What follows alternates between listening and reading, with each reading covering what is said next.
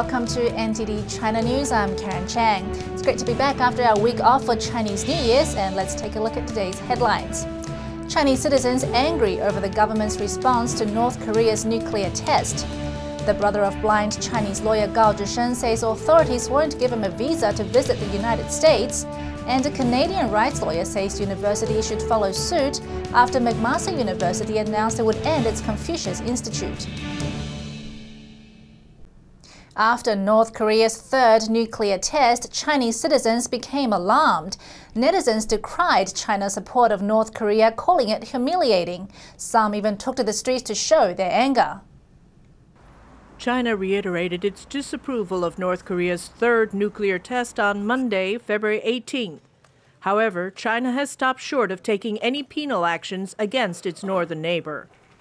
North Korea conducted its third nuclear test on February 12 in defiance of UN resolutions. The test is believed to be part of a nuclear missile program that has been condemned by the international community. China's foreign ministry spokesman urged the UN Security Council to work towards denuclearization on the Korean peninsula. He said China would be in communication with all parties and would work to maintain regional stability. A group of 8 protesters went one step further on Saturday, February 16th, by going to the streets in southern Guangdong province. The protesters criticized China's relations with North Korea, saying the rogue state is more a liability than an ally. The Chinese Communist Party supports dictatorial regimes around the world. It is a terrible authoritarian ruler itself, which has caused great harm to our nation. If there is a nuclear war with North Korea, think about it. We will pay dearly. The protesters carried banners with strong slogans. One said, quote, "Fatty Kim Jong-un, you are looking for trouble by setting off an explosion right at our door," end quote. The protesters were dispersed shortly after they started. They were told they didn't have a permit to demonstrate.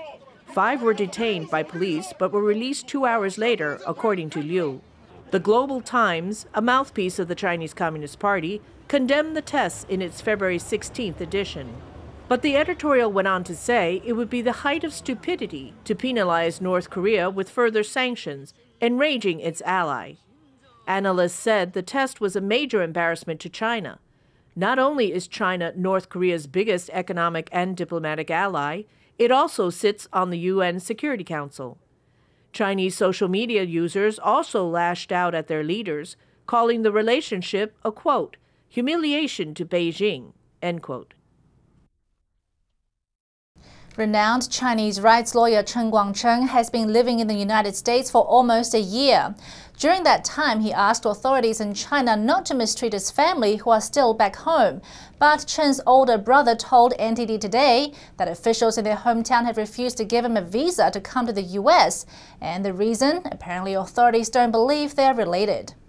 The family of blind Chinese lawyer Chen Guangcheng says they've been barred from visiting him in the United States. Chen's elder brother, Chen Guangfu, told NTD on Monday that he tried to apply for visas for him and his mother on February 2nd. But Linyi city authorities in Shandong province denied the application.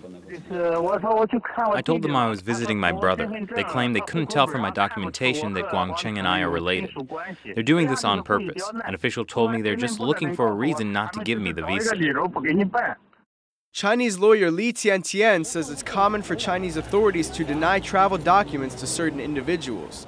She is an active critic of the Chinese regime and has been trying to obtain a passport for more than 3 years. I live in Shanghai, and authorities say I need to go to Xinjiang because I was born there. But Xinjiang authorities say I have to apply in Shanghai. They're just passing the buck because I criticized the regime online.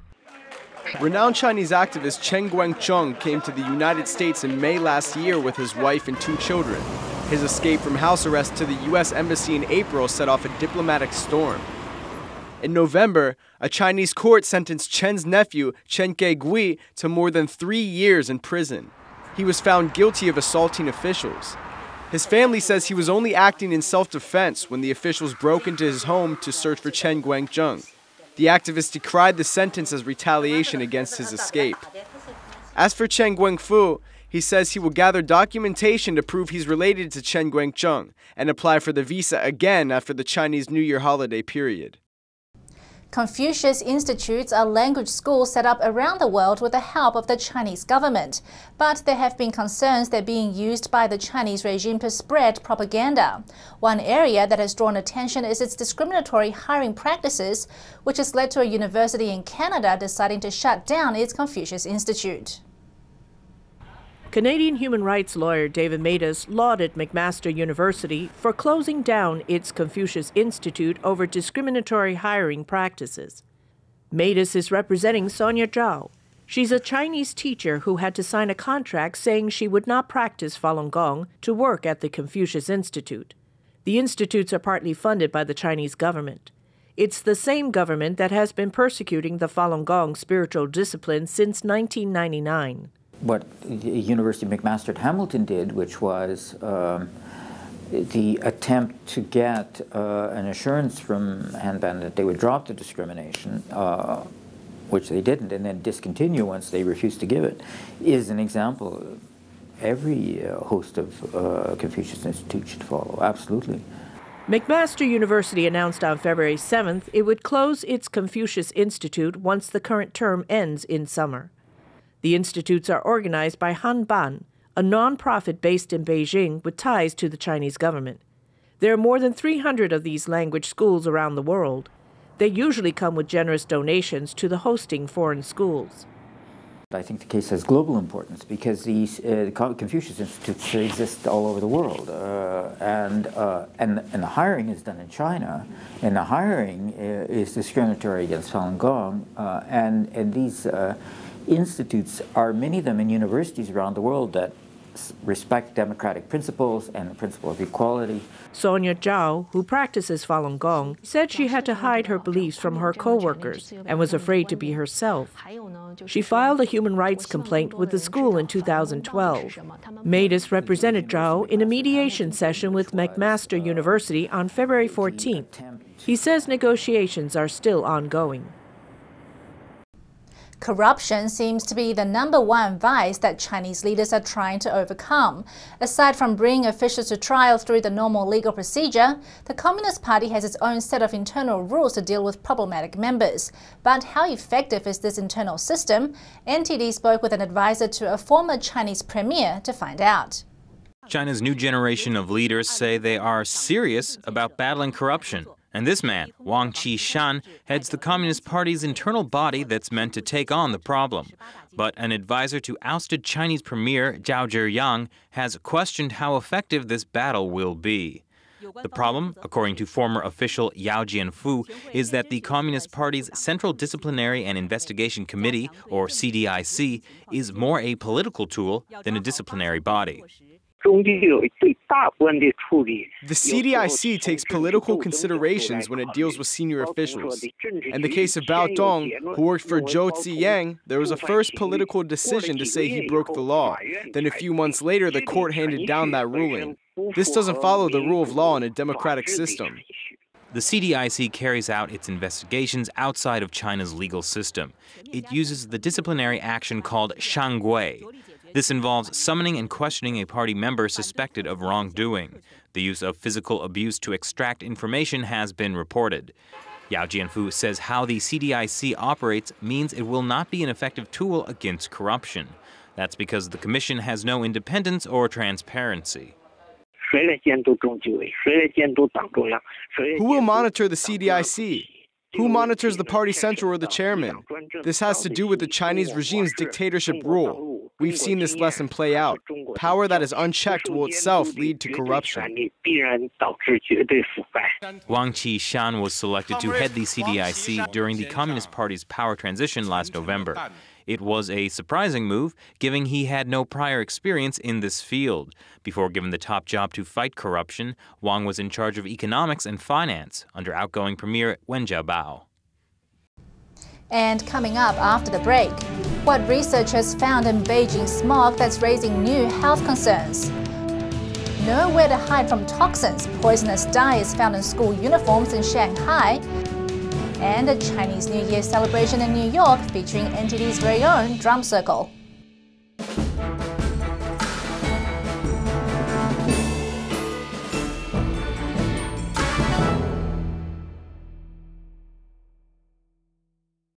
And welcome back. It was a dark day for Beijing, literally. On January 12th, off-the-scale air pollution choked over 20 million residents of the city. But now new details are coming to light about what exactly was in that smog, something deadlier than anyone expected. It turns out this wasn't your ordinary smog. The Chinese Academy of Sciences said on Saturday the super thick air that choked Beijing in January was packed with large amounts of toxic organic chemicals. They are known as photochemicals. And if researchers are right, Beijing's air has just become far more deadly than expected. Nitrogen compounds that appear in smog are usually nitrogen dioxide. This and sulfur dioxide usually come from car emissions. If the weather is bad and humidity is high, these will turn into larger particles and can cause cancer if inhaled.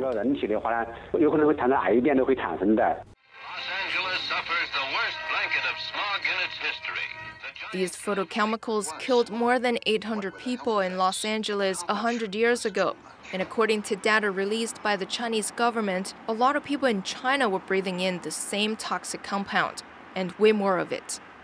But the effects of the toxic air won't be limited to just China. Smog travels far. The Japanese Environmental Ministry is reporting the Beijing smog has also blanketed Tokyo. Researchers as far away as Oregon in the United States have discovered that the Chinese pollution can even reach the U.S. on the Pacific jet stream. It's a large, high-altitude air current that circles the world from west to east. But what about Beijing residents? What can they do to protect themselves? It turns out very little. We're helpless. We have no rights, or when our rights are taken away, there is nothing we can do. We don't have the right to choose our officials, so they don't work for us. The natural environment we live in reflects our political environment. It can take many years for lung cancer to develop after exposure to photochemical smog. So we're likely to be seeing the effects of Beijing's blackest day for years to come. And if concerns over cancer-causing air weren't bad enough, elementary and middle school students across Shanghai may be at risk of developing cancer from toxic school uniforms. An announcement came earlier today that put schools throughout the city in a panic. It's a parent's nightmare. Students in 21 elementary and middle schools across Shanghai have been exposed to toxic and possibly carcinogenic school uniforms. The students were ordered to immediately stop wearing them earlier today. The milk powder is toxic, and now even the school uniform is toxic. There's a series of issues in the society. It's too sad for China. According to the Shanghai Municipal Bureau of Quality and Technical Supervision, the clothing was made by the Shanghai Oxia Garment Company. During inspection, a sample was discovered to contain aromatic amine dye with a makeup known to cause cancer. 6 batches of the company's clothes were also found to be substandard by a quality watchdog. We'll send some samples to the Bureau of Quality Supervision today. We ordered the uniforms based on the number of students. We're now strictly following the requirements. We have the record of the school uniforms. We have all the procedures completed. We've also passed the filing from a higher level. Oxia Garment Company was one of several companies that supplied the Shanghai School District. Before the company closed down, it sold 15,000 uniforms annually. Driving accidents happen in all parts of the world, but for the driver to hit the victim again on purpose is just a bit more rare. But this is exactly what happened last week to a 21-year-old girl in eastern China. 21-year-old Zhou Yan's body lied limp on her father's lap. She was hit twice and killed by a driver in eastern Jiangxi province last Wednesday. Her cousin, Huang Zikai, saw the accident happen. He says the driver hit her once, then saw that she was still alive, backed up, and hit her again. Huang told Radio Free Asia the driver probably did this to avoid paying for Zhou's medical treatment. He also believes that the driver was part of an organized crime rig. Huang fears that the driver's connections to the police may hinder a fair investigation. Already, the police have denied to interview key witnesses. The family is neither rich nor well-connected. Huang says he fears that their case will not be taken seriously. Similar incidents have happened across China where rich or well-connected people are above the law. The most famous case is of the son of a district deputy police chief, Li Gang. The youth ran over and killed a female student in 2010. He was given a prison sentence of only 6 years. Chinese people around the world are still in the midst of celebrating the Lunar New Year. And over the weekend, it was Flushing, New York that put on a massive parade. NTD's very own float was amongst more than 100 that were there. On Saturday, February 16, floats rolled down the streets of Flushing, New York to celebrate Chinese New Year. And this year, NTD Television was there to meet and greet its viewers. Onlookers got a surprise when they saw Western faces on the float for the predominantly Chinese network. Staff from NTD's multi-language turned into vibrant drummers to welcome in the new year. Along the parade, viewers expressed their thoughts about NTD. Very good, as Chinese people living here can speak freely about what is in our hearts and get freedom for our fellow Chinese. There are some things newspapers don't report on. NTD reports these things and looks at these issues in China. NTD's mission is to bring uncensored information in and out of China. Chinese internet censors have blocked NTD's website in the mainland, but viewers can pick up the satellite broadcast or use special software to access NTD on the web. Despite needing to overcome the restrictions, certain NTD programs already have a large following in China. We have the broadcast in China every day. Shi Tao's commentary program is especially popular in China. It's fast-paced, and the focus is mainland Chinese issues. It goes very deep.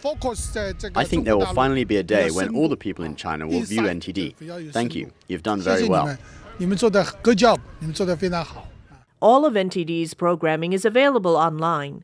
In addition to cable channels available in several cities around the world, NTD also broadcasts via 2 satellite signals in Asia and 1 in Europe. And that's all for this broadcast of NTD China News. For more of our China content, visit our website at ntd.tv or subscribe to our YouTube channel, NTD on China. Coming up next is China Focus with Shelley Zhang, and she speaks with NTD's in-house analyst about all the talk of the internet hacking that's been going around. Stay tuned.